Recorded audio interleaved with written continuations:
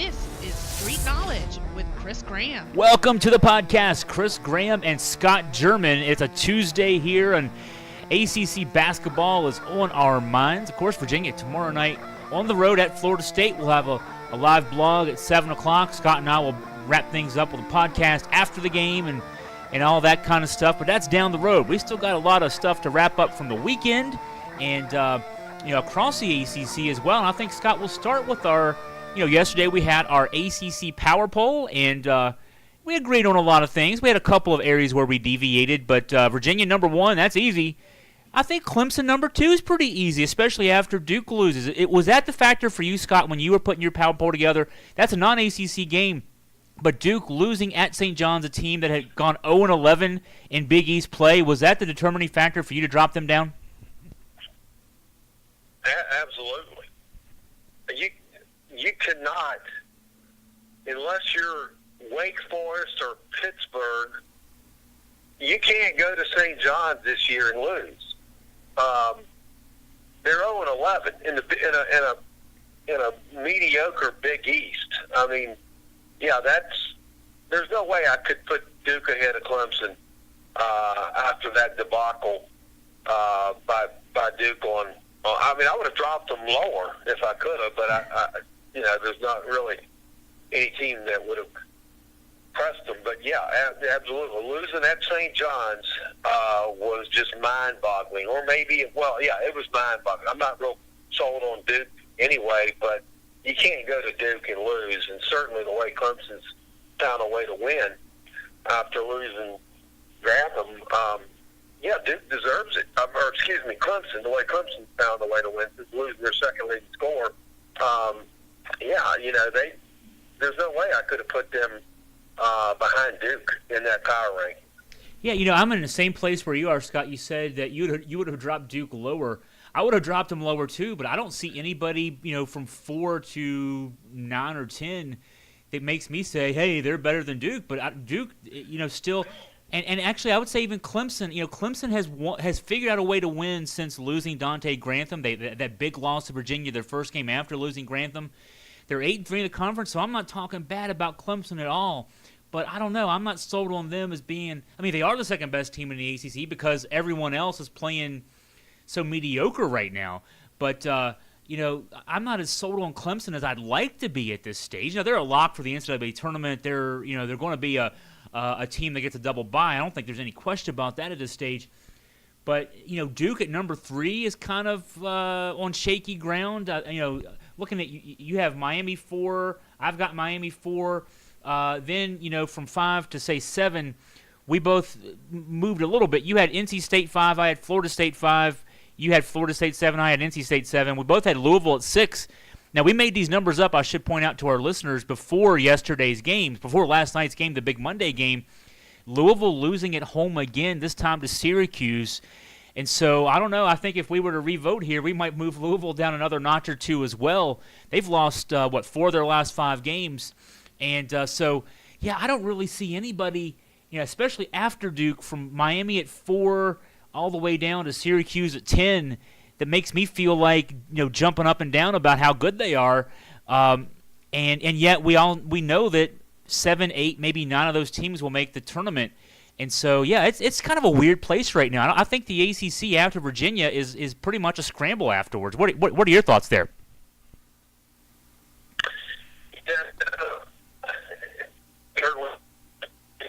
Have a UVA. In reality, who could argue a statement? It's been Virginia has been the absolute solid team in the conference all season, and now the UVA, there hasn't been anybody else. I mean, there really hasn't. Everyone has been up and down. Even losing.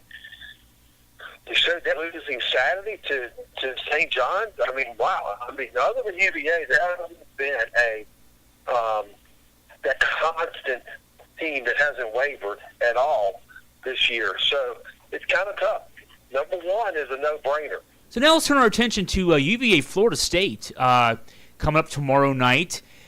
Scott and I, of course, before we start recording the podcast, we chat a little bit, and So Scott of late, now Scott, I should point this out for our listeners out there. Scott is he's a lot. We're a lot alike in a lot of ways. We're both worrywart UVA fans. In addition to being journalists and everything else, we've covered the team for a long time. And Scott is usually a bigger worrywart than me. I'll just say that. Now, usually I'm the one that brings Scott back to the realm of reason, if we can say that. Lately, though, Scott's been the one saying, "Hey, Chris, I feel pretty good about tomorrow night's game. What do you think?" And I'm the one who points out all the reasons that Virginia might lose the next game. I'm the one who says, "Oh yeah, well they're going to shoot the lights out, or somebody's going to get hurt or get 2 fouls." So yeah, before this one, going into tomorrow night, Scott is once again feeling pretty confident about this matchup with Florida State on the road in Tallahassee. I'm the one who's I don't know. I'm finding the clouds in a silver lining, I guess. Scott, tell me why this game you think is a good matchup for Virginia going in. I'm gonna just say that I think, again, going back to my comment about there's most everyone in the ACC other than Virginia has just been up and down like a yo-yo this year. Virginia has been rock solid since squeaking out that 1-point win at home against Boston College, the opening game of the regular season. But here's a comment that I think should make UVA fans feel pretty good about the team itself. This is a comment from Leonard Hamilton on his the ACC coaches conference call yesterday, and commenting on Virginia. He said they could play in the dark and still know where everyone is. And that pretty much sums it up. They're so precision-like. This team is everyone's so in tune with one another that you just feel like it doesn't matter where they're playing. They've won at Cameron. They've won at the Carrier Dome. They're just playing so well right now. And having watched Florida State's not a particularly good shooting club. Florida State lost some games that you kind of scratch your head. And it's not. They're going to get their best shot. I'm sure the fans are going to be out there. They're going to probably have a good crowd in Colorado. I just like at this stage, this is not the night that Virginia's going to lose. They're going to come in there and take care of business. They're going to be workmanlike because they are so in tune with one another right now. They're playing so well. Hopefully, they're back getting pretty much healthy again. So here's why I'll say I think that I would agree with Scott, and it's totally from the game analysis. So when I throw in, at some point in the next 7 games or 16 games, if Virginia wins the ACC tournament and goes all the way to the final of the NCAA tournament, at some point somebody's going to shoot well. At some point, some random player is going to have a career game, etc. All those you can't factor that in. That's random, and randomness happens, but. So this Florida State team, when I look at this particular matchup, this Florida State team is not a typical, at least of recent years, Leonard Hamilton Florida State team. Those teams have been built around defense. They play enough offense to win, but they really play hard-nosed defense. This Florida State team is very average defensively. In fact, if you look at their defensive efficiency rating, 71st in the country, which, that doesn't sound bad. They're 351 teams, but they give up almost a point per possession. And so this is, again, a very average team defensively, especially for a Leonard Hamilton team. Now, he's got size. He's got a lot of the minutes are played by they have a couple of 7-footers who actually, when you look at their defensive numbers, they don't really put up great defensive numbers even for being big guys, and they certainly don't put up big offensive numbers. Their best players offensively are swingmen between 6'6" and 6'8". You'll get points from Terrence Mann, from Brian Angola Rodas, from Phil Kofer, names we're familiar with from past years. And they're all between 6'6" and 6'8". They dribble drive a lot. They're a very similar team offensively, I think, as I would compare them to Syracuse. They're a little bigger and a little older than the Syracuse team, a little more experienced, I should say, in a positive way.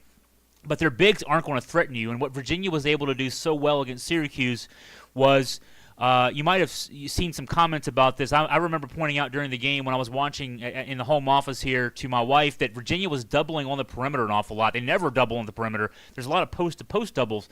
But what Virginia was doing a lot on Saturday was when Syracuse ran pick and roll to try to free their ball handlers up, the post defender for Virginia would stick around in the area where the hedge was defensively, an extra second or two longer, basically daring the Syracuse guard off the screen to pass the ball to the big.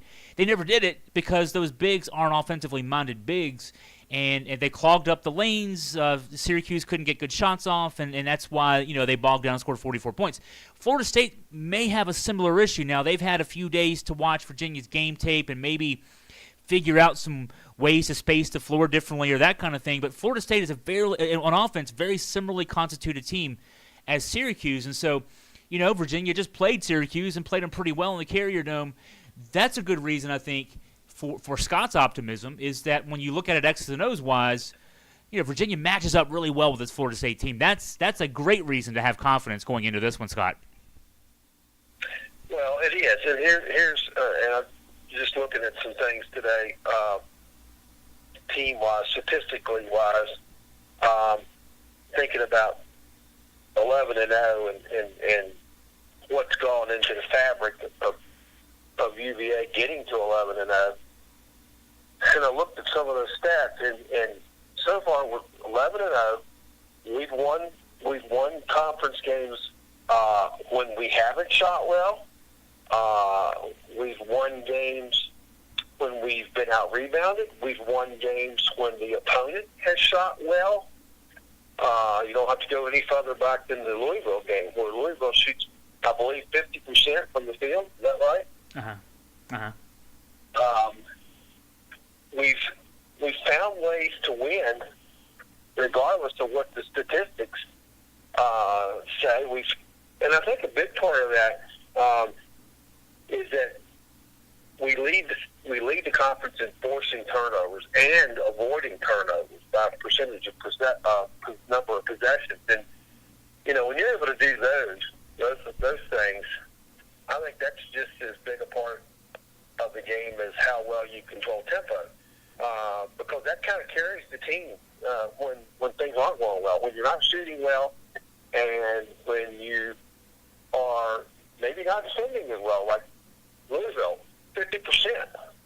But we force a lot of turnovers and capitalized on them. So, we've got so many. We talk about how many weapons we have offensively. We've got a lot of weapons defensively that they can strangulate you and just completely suffocate the life out of your offense. Yeah, now, and this Florida State team, you pointed out a lot of good things there. I mean, they're a team that we talk about how big they are. They rebound well. They offensive rebound well. They're fourth in the conference in conference games in offensive rebounding percentage. We've played some teams. Duke is number one. Now, the Syracuse game was impressive. Syracuse, the first time around, the game in Charlottesville last month, actually, Syracuse had more offensive rebounds than Virginia had defensive rebounds. That's an upside-down number. Most teams don't survive, and Scott pointed out that Virginia's won some games where the stats were upside down, and that's definitely one. But the game on Saturday in the Carrier Dome, Syracuse actually only rebounded 17% of their misses. Only had 6 offensive rebounds in the game. So Virginia really righted that ship from game 1 to game 2 against a really good rebounding Syracuse team. So, but Florida State will challenge on the boards. Also, Florida State turnover percentage-wise, they're second to conference in fewest turnovers by their offense. So they're a team that does value the ball. From a percentage standpoint. They also get to the line a lot. They're first in the conference in free throw attempts. Now, they only shoot 70%, and I think that was 12th or 13th in the conference games. But they do get to the line a lot, and they kind of ugly games up. You look at box scores of the last 4 or 5 games, both teams are in the mid-20s to 30s in free throw attempts. Those games, their games go long. Teams get in foul trouble. They do go 10 deep, so their depth maybe helps them in that respect, but the biggest issue for them is they love to push the tempo. They lost to Duke 100-93. They beat Carolina 81-80. They play those kind of games. they're not going to play that game against Virginia. I charted it out, Scott. The last 4 times these two teams have met, it's a 2-2 split in terms of wins and losses for each team. But adding up possessions, 60.5 possessions per game in those 4 games. So Florida State's won 2 of those games, but they had to play Virginia's pace. And this is a better Virginia team than the last 2. In fact, Florida State has a 2-game winning streak against Virginia going into this one. But this is a much better Virginia team than those last 2, and they'll play Virginia's pace. So that all said, yeah, premium on possessions. If Virginia rebounds well, can force a few turnovers, and particularly take advantage of Florida State's issues defensively this year, yeah, this one can look good, certainly for Virginia. Yeah, I think from watching Florida State play, we haven't played them, so we don't know firsthand, but they fall into one of those teams. There's, in my opinion, there's a number of teams in the ACC that I classify as YMCA rec ball teams. They at times they just are very undisciplined, and they're tall. They seem to be pretty athletic, but an undisciplined team playing Virginia can be, as Frank Howard, Clemson coach, used to call Virginia, white meat. That's white meat to UVA. If we get up on them early, 10 or 12 points early in the game, then it's over with. I don't believe they have the discipline to run their offense. They're going to start firing up quick shots, try to erase a 15-point lead in one possession or something like that. I think that's probably the mentality there is let's take the crowd out of the game, slow it down, get them frustrated. They're not going to play a tempo game like they like. They're just not. And I think that is where the discipline is going to come in, because they're not going to be patient to look for run their offense, take their shots, and that's falling right into the way Virginia wants them to play offensively. I think that's a great point, Scott. Talking about their athleticism, their size. Yeah, they're an NBA team in some ways. And, at least they have some NBA players on that team in a lot of ways because of their athleticism but yeah, the system, they just don't seem to have a cohesive system. Their offense, they don't run the offense quite as crisply. Now looking at it from a game theory standpoint or a season theory standpoint, big game for them. I mean, they're 6-5 in the ACC, 17-6 overall. I don't think they're not a lock, to say the least, for an NCAA tournament bid. I think they're pretty good right now. But you look at their schedule. I'm looking at it now. They got 2 games left with Clemson. They've got NC State. Now they've also got Notre Dame and Boston College and Pitt in there. But particularly the 2 Clemson games and NC State. I mean, those are against teams that are themselves NCAA tournament type teams. This one with Virginia could be a nice resume enhancer for them, or it could set them on the wrong track. And kind of in the same way, let's go ahead and switch gears a little bit, not getting ahead from a game standpoint, but this weekend Virginia plays a Virginia Tech team that has a similar situation. Virginia Tech has back-to-back games on the road at Virginia, at Duke, with really no marquee wins other than North Carolina, who themselves right now are maybe sliding down towards the NCAA tournament bubble. These next 2 for Virginia, both Florida State and Virginia Tech, are against teams that are very hungry for a marquee win. Now, I'm of the theory, Scott, that once the ball is thrown up in the air and the opening tip is out of the way, all those motivations go away. I mean, you're out there just playing basketball for 40 minutes. But, maybe it does make you play a little harder, because you know that if you get a win in that game, it's the kind of thing that you can build your NCAA tournament on. Or if you lose the game, maybe you're playing the NIT. I don't know. Maybe I think you said that, Scott. We're going to get their best shot out of each of these next 2 teams. But I guess Virginia is now the hunted, not the hunter, and they're starting to get used to the fact that other teams have them with a big bullseye on their back. Yeah, and now I am far from someone that would dare to say I would offer Coach Bennett advice on how to motivate the team, because first of all, I don't think you have to say much at this point. These kids have bought into that system that they know. But if you were to look at it from that angle, then you might have the team focused on, hey, let's not let them use us as a resume builder.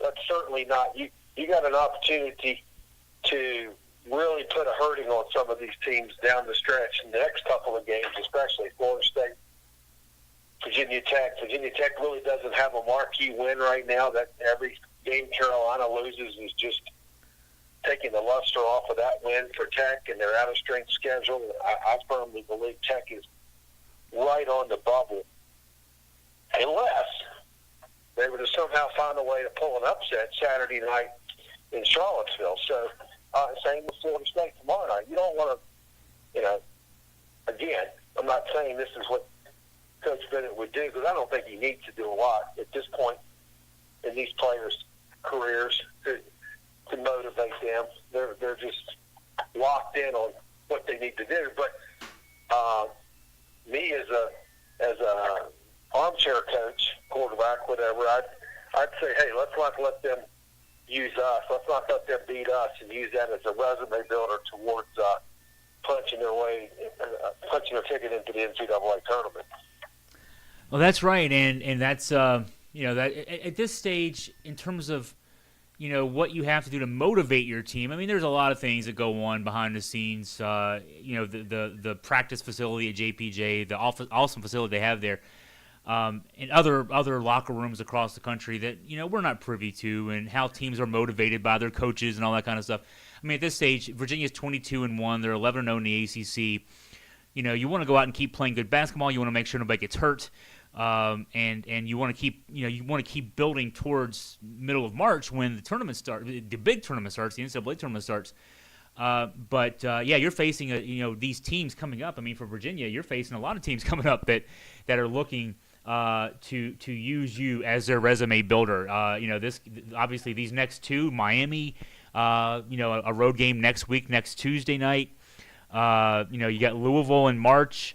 In Louisville in the Yum Center that certainly at this stage the way Louisville's kind of been cratering lately can use that too. So, but in the meantime, one of the trappings, let's switch gears a little bit. One of the trappings of being the number 2 team in the country on a 14-game winning streak, 11-0 in the ACC, is that you get opportunities like comes up Saturday with game day. College game day coming to town, and this will be our third experience, Scott, with game day. We didn't have one last year, but the last couple of years we did. The years before that, Duke in North Carolina. And we know what, I guess we know the lay of the land now as far as what game day does to the atmosphere. It's Saturday. For those listening out there, if you've never been to the live game day, it's really just from 11 to 12, the TV broadcast. But people get there as early as 9 o'clock or even a little earlier.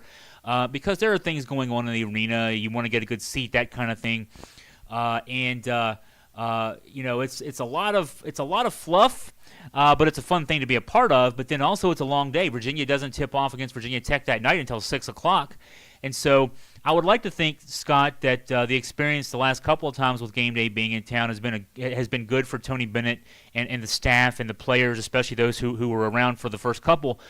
Because they know how to pace themselves that day. And in fact, I don't remember the second time around when Carolina was in town 2 years ago. I don't know that Tony even made an appearance, much less the team. So, I think the experience with this can actually be helpful.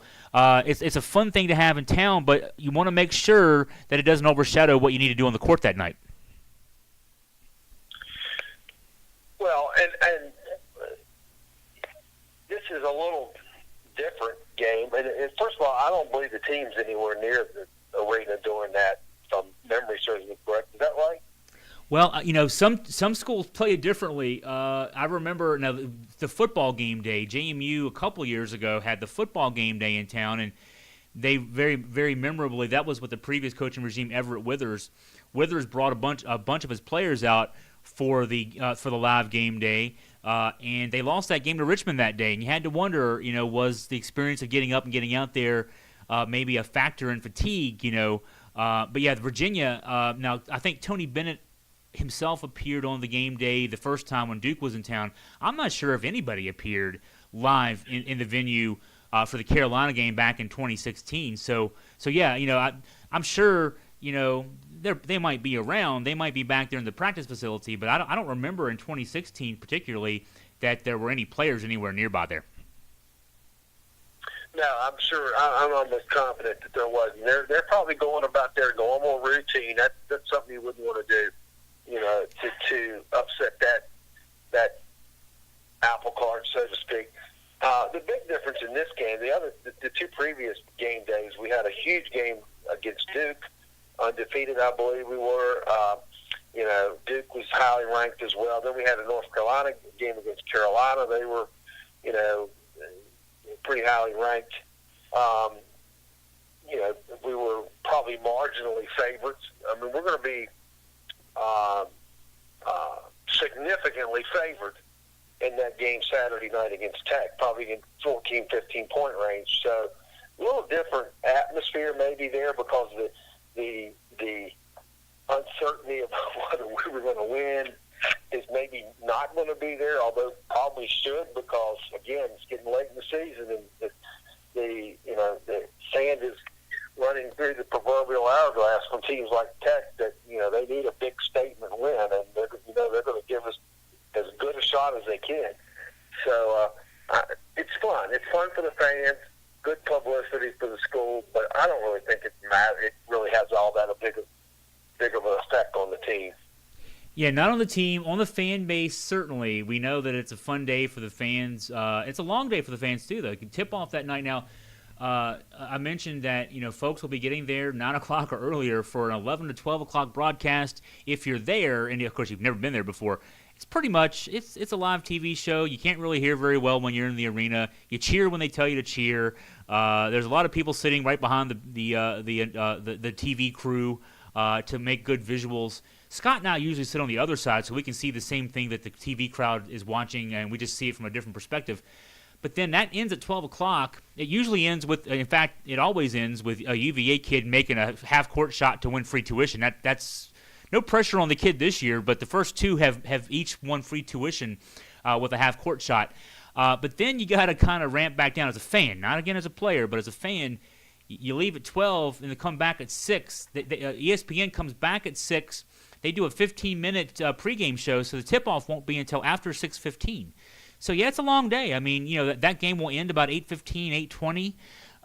If you got there at 9 o'clock, even if you do stuff in between, that's a long, long day. So I'll advise the fans out there who are listening, if you've never done this before and you're planning to do it Saturday, it's fun, but it's a long day. It's kind of like it's tailgating for a football game, but with an extra tailgate maybe. I don't know how we might approximate that. It's supposed to be nice weather Saturday, so you might be able to get out and do some things in Charlottesville in between. But, yeah, it's a long day for the fans. I'm sure for the players, they're hydrating, they're eating breakfast, they're eating lunch, they're doing what they do. Yeah, it's a big day for the fans, and yeah, it should be an interesting game. I mean, I agree with you, Scott, that the matchup going in, Virginia, in fact, I'm looking at KenPom.com. It has Virginia right now as a 14-point favorite in that game. But Virginia Tech is a team that needs a marquee win. I'm sure whatever Buzz Williams and that group can do, they won't play. They can't play as bad as they did the first game in Blacksburg last month. So, I expect it'll be a pretty charged atmosphere in JPJ, and should be a fun day for everybody involved, I would say. If you haven't got a ticket, good luck, because UVA tickets are sold out, and from the last looked or checked on the secondary market, the cheapest ticket, which obviously is going to be up in the stratosphere somewhere, cheapest ticket for the Tech game was about $140. It should be just a unbelievable atmosphere for that game, and you said Tech can't play that poorly again. Well, the Tech's another one of those teams in the conference that's been a yo-yo all season, up and down. So I would say, well, maybe they can, because there's no evidence to say UVA can't make them play that poorly again. UVA's made a lot of teams play poorly. Yeah, I thought about that watching Syracuse last night. Syracuse had 39 points at halftime at Louisville. Louisville, a good defensive team, one of the top 15 defensive teams in the country. Syracuse had 39 at the half. They had 44 for the game against Virginia in the Carrier Dome, a record low for a Syracuse team in the Carrier Dome. So yeah, Virginia certainly has made some teams look really bad this year, and a couple of tough tests coming up: Florida State, Virginia Tech, Miami next week on the road. So this is the stretch. Of course, anything can catch you. There's still the illusion of 18-0. I'll still call it an illusion. There's still 7 games to go, 4 road games. The Pitt road game being one of those 4. But if you get through this stretch, in my opinion, you get through Florida State, Virginia Tech, Miami, I think I feel pretty good. The last 4 are Georgia Tech, Pitt, Louisville on the road, tough one on the road, and then Notre Dame at home to finish things out. I think if Virginia gets through this stretch, Scott, big if, because again, I think that there's some teams out there certainly among these next 3. They're all NCAA tournament caliber teams. I think at least 2 of them are going to be teams. Maybe all 3 will be teams who get bids. But if you get through the stretch, if we get to next Tuesday night around 9 or 10 o'clock or so Tuesday night, and Virginia's 14-0 in the ACC. Then, Scott, I think I'll join you there. I think I'll start talking about 18-0. But this little stretch here is going to be tough because of the caliber of opponent, and in fact, 2 of these games are on the road as well. Well, they are, but Louisville's trending down, way down right now. We just run through the entire gauntlet of why we should win at Florida State tomorrow night. Maybe the Miami game. I gave you my little theory a week or so ago that I have no clue as to what that theory is, other than it's just something I pulled out of my ear. We're a lot. The percentages of Virginia going 18-0 right now are far greater than they were when we were 5-0. Every game we win puts us closer to that. So, but if you want to be the naysayer here, then maybe, or the voice of reason, then maybe we should go with you and say, one of these nights, the stars are going to align to the other team. They're going to find a way to shoot 50%. Oh, whoops, wait a minute, that's already happened. The team has shot 50% against us, lost by 10. Or they're going to find a way to severely out-rebound us significantly. Well, that's happened. We've been out-rebounded poorly or significantly in a couple of ACC games and still won lopsidedly. So, I hate to say it, but I'm still saying that 18-0 mark is right there. Now, I'm going to throw this at you. I hadn't thought about this, Scott, but as far as this podcast, but I've been thinking about this whenever I'm free from writing other stuff or whatever else I'm doing. So, do you want to go 18-0? And I'll throw it out like this. Think about right now 11-0 in the ACC, and nobody's ever gone 18-0. I think Duke went 16-0 back before the schedule expanded from 16 to 18 games. They went 16-0 way back 15 or more years ago. But I'm thinking about a couple of things. I'm thinking about the Patriots back in 2007 when they were 18-0, trying to finish a 19-0 season. I'm thinking about the Warriors. Now, the Warriors were when they won 73 games a couple of years ago. The pressure that right now, I don't think there's a lot of there's no extra pressure. If you lose a game, hey, you've won 14 straight, you're 11-0 in the ACC. If you lose a game, people almost expect that at some point you're going to lose a game. But what happens to this team if they do run the gauntlet? If they go 18-0, they go to Brooklyn, they win all 3 games there. I mean, now this is still, that's still 10 more games until you start the NCAA tournament if that works out that way. But if his team's 32-1, they've won 24 straight games. The media attention, which right now, I think the media, the national media is starting to warm up to Virginia a bit. I know that there's still the occasional naysayer, Virginia's boring, but there are more and more, it seems to me, folks in the national media who are saying, hey, this Virginia team, they can put it in the basket, they can play defense, they're special, etc. Now, right now it's positive, but when it gets to the point where if this team is 32-1 going into the NCAA tournament, the pressure will be. We remember, Scott. You remember you covered a team back when Ralph Sampson was on grounds. they expected Ralph Sampson to win 4 national championships. That kind of pressure, that's hard. I mean, we haven't played with that kind of pressure yet. So I don't know. I mean, I don't want the team to lose a game. I don't think they want to lose a game. You don't want to go out and play and have the other team score more points. But, if it happens, I don't know if it's the worst thing in the world. I want to get your thoughts on that. If it happens, meaning we don't finish unbeaten in the conference? Right. No, it's not the worst thing in the world because, again, I think, here's where just as a fan, you finish 18-0, and you know, as a fan, that there's never a way a team called Duke or a team called North Carolina could ever surpass that.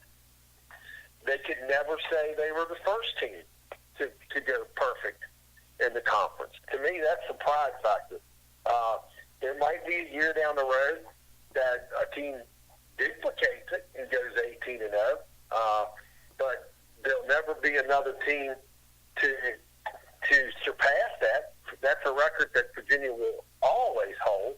They may hold it in the tie with someone else for most wins. So I don't believe in the theory. Well, he puts pressure on you because let's say we do go 18-0 and we get to the ACC championship game and we get beat. So what? I mean, you're still going to be a number 1 seed in the country. The tournament is more of a pride thing in a way that some teams maybe on the bubble can play their way in and a money-making event for the conference, but it's no longer the only way to make the NCAA tournament. So, yeah, I never buy the theory, well, it's good to lose and get that monkey off your back. I'd say you want to, reach for every record that's attainable, and that would be sweet to say we were perfect in the conference, only team to go 18-0 in the ACC, and then he said, no matter what Duke does, no matter what Carolina does, or any other team, no one will ever, unless they increase the number of games in the regular season, which I don't foresee that ever happening. I think 18 might be too many. That's a distinct an honor that no one can take away from you ever. And so I think would be an awesome record to accomplish, and I don't think there's any negative towards that at all. See, I'm torn because I would love if they go 18-0, and hey, if they go 18-0, that means we have to go all the way and go 38-1. Because to me, I just wonder if obviously you game plan each game, you want to win each game, but I just wonder if Tony doesn't already have an eye towards the middle of March now, because the one area where I see where the critics have their fun with Virginia right now is that Virginia, since the 2013-2014 season, has the best regular season record of anybody in the ACC. They have the best conference record of anybody in the ACC. 2 regular season championships, 1 ACC tournament championship, and yet Duke and Carolina have national championships, and Virginia hasn't gotten to a Final Four. And so that's I just wonder if Tony isn't already at least maybe not one eye, but at least some thinking towards what do we do to get ready for March. And I've talked about this all season long. Like I thought the way he scheduled this season going into the season was with an eye towards, for example, playing at VCU, a team that presses, playing at West Virginia, a very tough environment on the road to play in, get you ready for Duke, get you ready for some of the Florida State and Miami games coming up, the Louisville game coming up in March. I mean, that kind of scheduling in November and December gets you ready for January and February and March. The last couple of years he's played these tournaments in Brooklyn and in Florida. Again, that gets you ready for the tournament environment. So I think Tony's really got an eye towards March, and so while we as fans and you and I, Scott, also as observers of the team and people who write about the team and break down the team from a critical and media standpoint, we're all thinking about the next game and winning the next game. The biggest thing here is I think at the end of the day, whether it's this season or some season in the next 20 years. the fan base wants to see a Monday night in April where this team wins that game. And this, to me, damn, if I can't, even the Ralph Sampson era, this is the team that, to me, at this stage, right this second, has the best potential of any of the teams we've ever seen from Virginia in terms of being able to play on that Monday night in April and win a game. And so everything, in my opinion, should be oriented towards that. And if the 18-0 happens, great. But that April Monday is more important to me than any of those other tokens. It is, and you know, I don't think that a loss is going to be a disaster. It's not going to affect this team one way or the other between now and the end of the regular season. It's something that could happen. I mean, look at percentages. It will. It probably will happen. But I don't know. This team is so darn balanced. You know, you talked about a little bit ago back to the Ralph era, and I did cover the team then. Here's I'll just put it this way. I was thinking about this the other night. When Ralph was at UVA, then you basically thought, okay, this team's going to beat. They're going to beat us by stop. Will they stop Ralph? Uh-huh. Dean Smith had a way to doing it. He slowed the ball down. Thus the shot clock. But is there? I don't believe there's any one player that you can say, if you stop player X, you beat Virginia. Is there? I mean, let's just say if you stop Kyle Guy, Virginia will lose. Well, that's not true. If you stop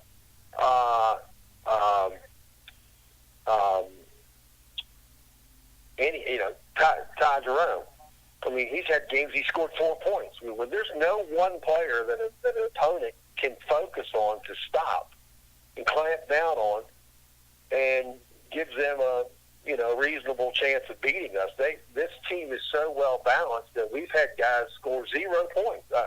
Hall scored none Saturday against Syracuse, and we won convincingly. So back to the balance of the team, they're so balanced that there's no way an opponent can just focus on stopping one player and thinking that that's all they need to do to beat Virginia. It's impossible. It's happened before, and we've still won games by double digits. And that's a great point. That's what's different about this Virginia team. Even, I looked at this, Scott. You might have seen this as well, the Wooden Award late season list, 20 guys on that list. 2 players from Villanova, the number 1 team in the country, 2 players from Purdue, the number 3 team in the country. Duke has, of course, Marvin Bagley III. I mean, there's a lot of guys on that list. The number 2 team in the country didn't have anybody on that list. And that's not to say that Kyle Guy, Devin Hall particularly don't deserve to be on that list, but it's a reflection of this team isn't built on one guy building stats. There's no Trae Young on this team. I mean, there might be. I mean, we joked about Kyle Guy, talking with him after a game a couple weeks ago, that he thinks he could put up Trae Young like numbers in Virginia, and he said so with a smile on his face as he talked about it. But this team isn't about stats. They just go out and play basketball and win games. And so, yeah, I kind of looked at that Wooden Award rollout. I think it was yesterday. When they rolled out that list of the 20 late season finalists for the Wooden Award with no Virginia guys on it, and said, that's pretty good. I like that. I like the fact that the number 2 team in the country doesn't have that kind of recognition, because what that says is that's not about 1 or 2 guys. That's about 8 or 10 guys. It's 8 or 10 guys who play regularly, and that's what makes this team special, is that it's not about the individual, it's about the team. And it's truly what you said there, Scott. You can't stop one guy. You can't. And if you want to try to stop 3 guys, good luck, because there's still other guys. 10 guys on this team have scored double figures in a game this year. Good luck stopping everybody. If you can do that, you should win the game. Yeah, and maybe this is a good point to stop on. I'll go back to one of the opening comments I made regarding Florida State coach Leonard Hamilton, saying that Virginia can play in the dark and still know where everyone is. Yeah. And I think that's just sums it up, is that it's not a team of one. They play well together, and they go 8 deep, maybe even deeper if we need now. So it's there might be a game where 4 or 5 of our guys are just completely off. But as we said many, many times, defense travels, and this team is taking its defense with them. First thing they unpack out of their suitcase every game. Never have to worry about that. That is a good place to wrap up. Tomorrow night, 7 o'clock tip, Virginia-Florida State. We'll blog during the game. Scott and I will recap it afterwards with the podcast. And, of course, I'll have inside the numbers and other stuff from the post game. You can go to AugustaFreePress.com now and get my game preview with my keys to the game. Also, the game notes sent out by the UVA Athletics Department Media Relations Office. So you can get ready as many ways as you can. And if you're not ready after a 47-minute podcast, something's wrong too. We've thoroughly covered this. It's been fun talking.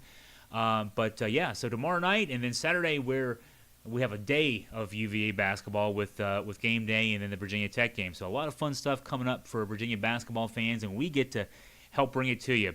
For Scott German, I'm Chris Graham. We'll sign off for the night. Wahoo wah. Thanks for listening.